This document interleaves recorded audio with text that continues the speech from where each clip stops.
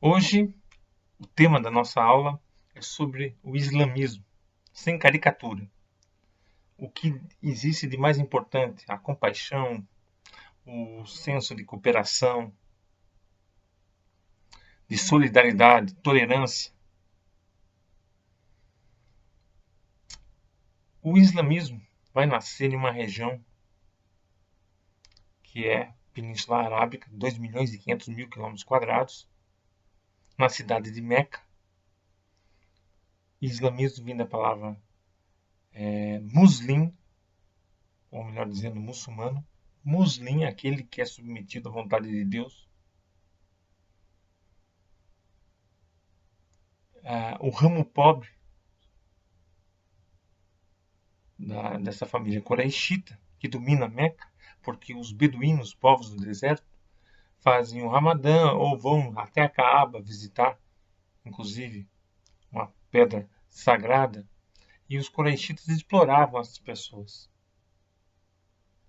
né, porque garantiam hospedagem, alimentação e acabavam explorando. E o Mohamed, ou Maomé, como se diz no Ocidente, ele nasce em 570, no ramo pobre dos coraxitas,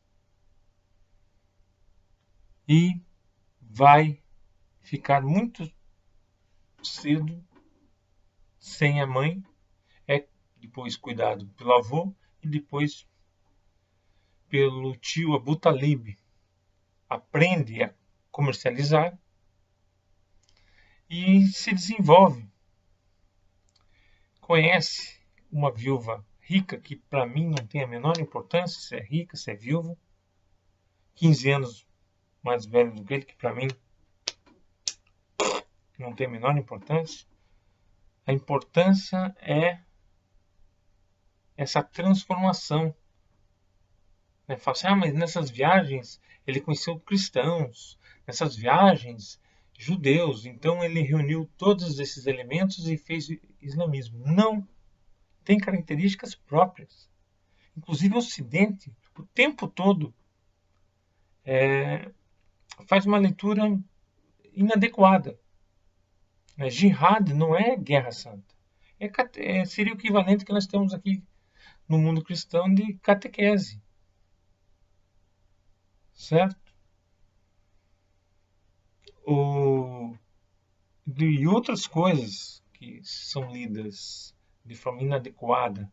Em 610, o Mohammed ele sempre ia no Monte Hira e lá recebe uma revelação do arcanjo Gabriel. Ele fica sonado e escuta uma voz: leia, Alcorão, leia. Ele não sabia ler e acabou conseguindo ler. Né?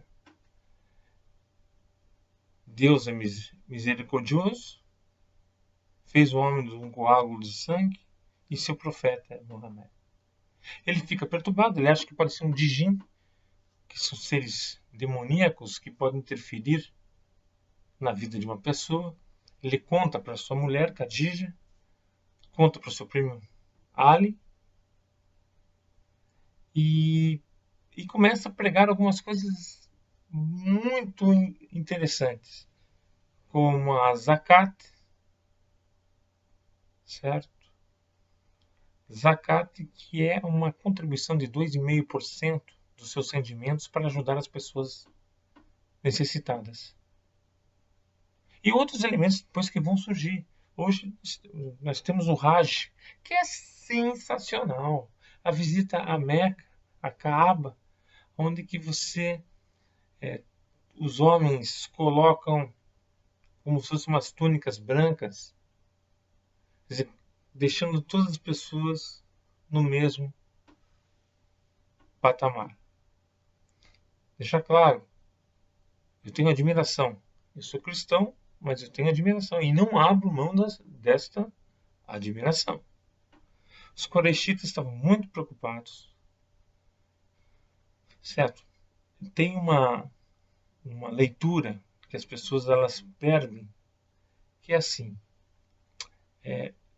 o islamismo não desrespeita Jesus, só que Jesus é um profeta para o islamismo, como é Noé, como é Abraão.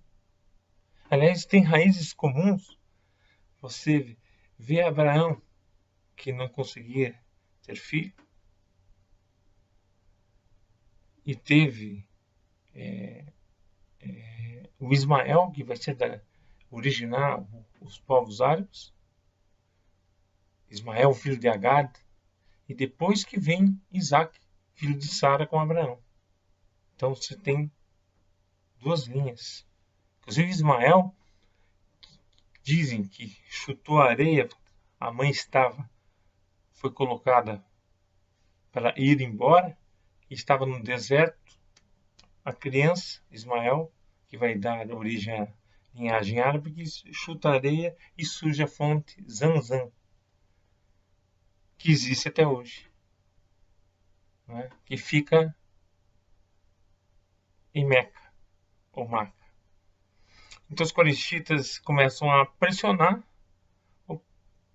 Em 622, o profeta ele se transfere, ele migra. As leituras, inclusive nas apostilas escolares, nos livros escolares, é de que o profeta fugiu. Isso é para colocá-lo de uma forma mais fragilizada. Ele não fugiu, ele se transferiu. E lá onde? Em Medina, ou Medinat, a terra de Maomé, que vai se transformar na terra de Maomé, ele entra em contato com os judeus, tanto que se rezava até então em direção a Jerusalém. Depois de um conflito que ele teve, a reza tinha que ser em direção a Meca. Ele volta, muitos criticam que ele várias vezes saqueou as caravanas que vinham de Meca, mas isso era uma prática comum, todos faziam isso.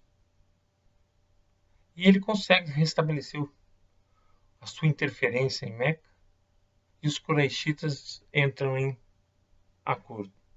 A grande questão é que depois da morte do profeta, ele era o profeta. E nenhum outro é o profeta. Certo? Ele ia recebendo a palavra de Deus. Por isso que tem essa questão também do Alcorão, de que você não tem interpretação da palavra de Deus. O que está escrito ali é a palavra de Deus. Então, atenção, pessoal. Isso aqui é uma leitura de um professor de história do ensino médio. E é uma leitura que eu fiz do islamismo. Espero não ter agredido ninguém.